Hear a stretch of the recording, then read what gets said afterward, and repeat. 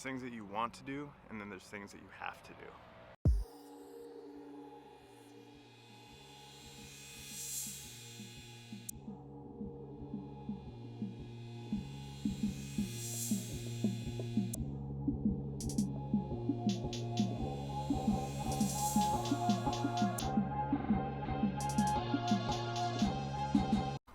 Alright, so game plan for today. I'm gonna hop on the motorcycle that my brother just sold me. Gotta go to DMV, get it registered in my name, and then we're gonna take it to downtown San Diego, and I'm gonna shoot some of the city life. Let's go. Alright, made it down to downtown San Diego, and I'm gonna walk around, look for some interesting stuff to shoot. It was a pretty long, difficult ride because today is a windy day, and I know I've been complaining about the weather lately, but today it's gonna be pretty sunny. So I made it down here to Petco Park. It's about 12:30. The sun is pretty high up in the sky right now, and it's causing some pretty harsh light on everything. So for the photos that I'm about to take, they're probably gonna have to be shot or edited, in black and white.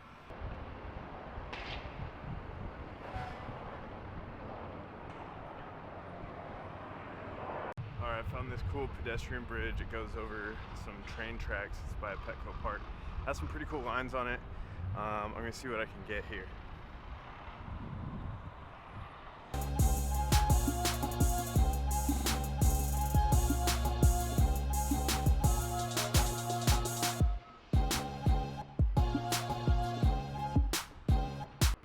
So one thing that you need to think about when you're formatting your pictures is whether you're going to choose landscape or portrait.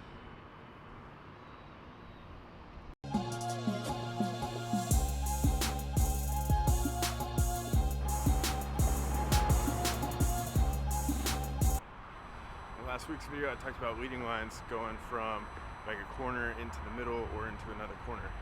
But for choosing between portrait or landscape, you got to think about different lines and how they set up in the composition.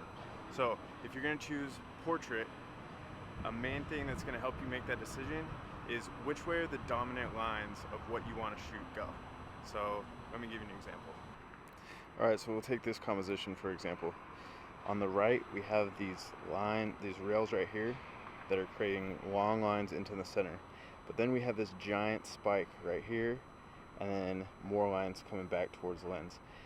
In this situation, I think it's going to be better to get a portrait format rather than a landscape format. And the reason being for that is you have all this distraction out here and all this distraction right here. So if I want to focus only on the bridge here, it's going to be better for me to format my photo in a portrait design and make sure that your eye stays focused on the bridge itself.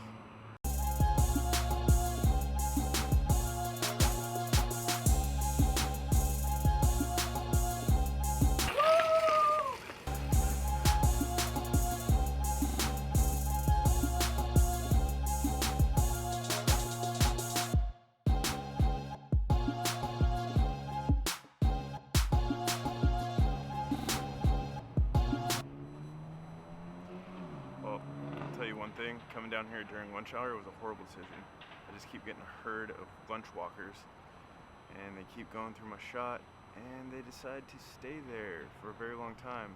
So, move along people, let's do this.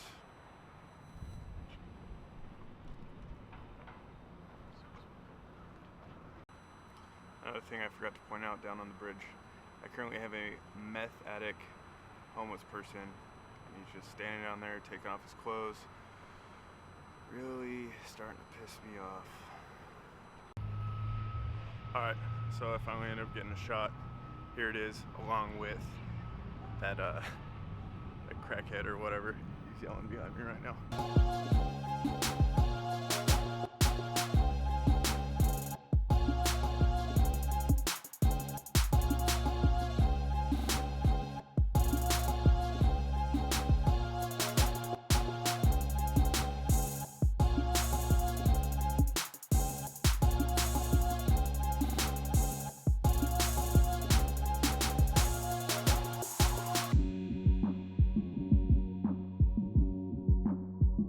Alright, so for a shot like this, the format that you're going to want to use is going to be landscape, because even though the buildings are all going up, the dominant line here is from left to right, and your eye is going to jump all over here, up and top these buildings, across the frame like that.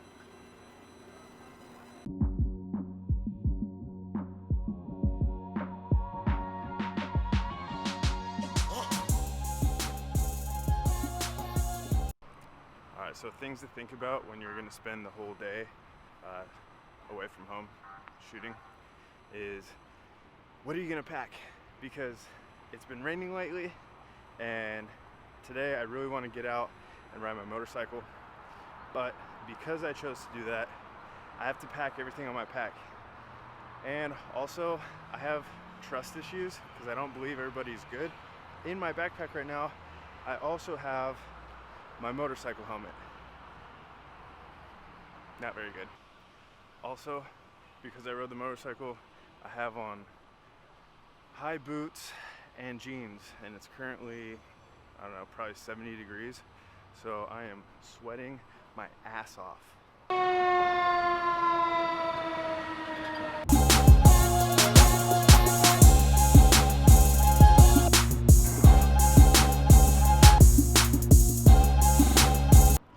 Another thing that you need to think about when you're choosing your composition is you want to fill up the entire frame with something interesting.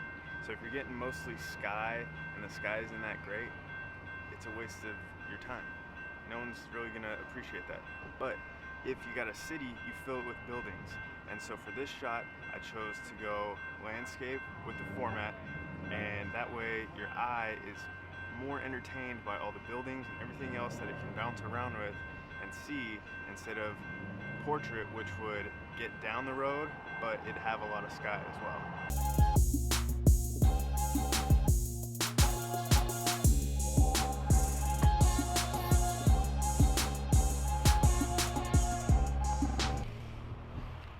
Alright, so my buddy Mike just hit me up, and he's going to be coming down here to the San Diego area, and what he wants to do today is go out to the Rosecrans Cemetery or like Point Loma area. So I'm going to leave downtown right now, get some food, fuel up, and then we're probably going to go shoot the sunset at the Rosecrans Cemetery.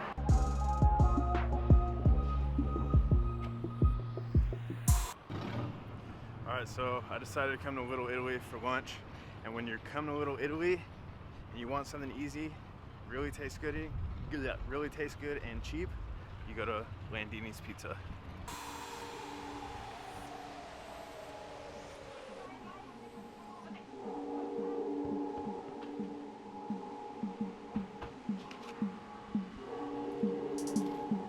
Alright, so today we've been talking about how you choose to format your photos.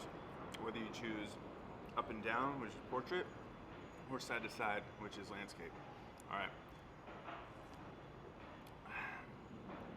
When I'm talking about dominant lines, what I'm talking about is the lines that are going to catch the eye and cause them to go up or down in the photo, or the lines that are going to cause the eye to go left, right, right, left. Alright.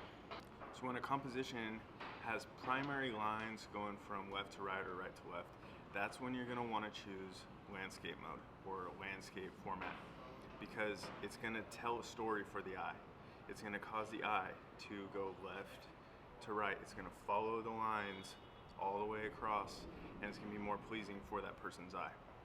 Now, if it's the opposite, if it goes up or down, that's when you're going to want to choose the portrait mode, because it's going to cause the eye to follow a story through the picture, and it's going to be more pleasing. The viewer is going to subconsciously like that photo more. I just thought of something really important. See that red sauce right there? You know what it reminds me of? It reminds me of the subscribe button. So if you've done so yet, go press it now. Back to the video.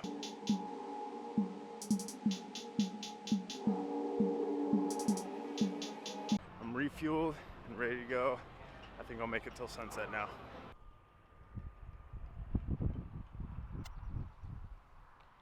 So walking around this cemetery, it definitely brings a lot of perspective into someone's life. I see some of these tombstones where people have been born in the late 1800s, and on their tombstone it says that they fought in World War I and World War II. Now, they know what it's like to give real sacrifice. Hey, what's up, man? How you doing?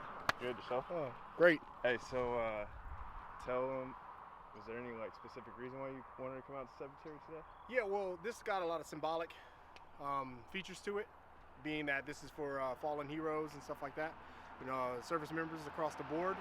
All right, so like I touched on a little bit earlier, this does have a huge weight to it, the cemetery here, and it brings a lot of perspective to people's lives. And Mike, he was a diver in the Navy, so this means more to him than it does a regular citizen. So what we're gonna do, we're gonna get out there and we're gonna start shooting.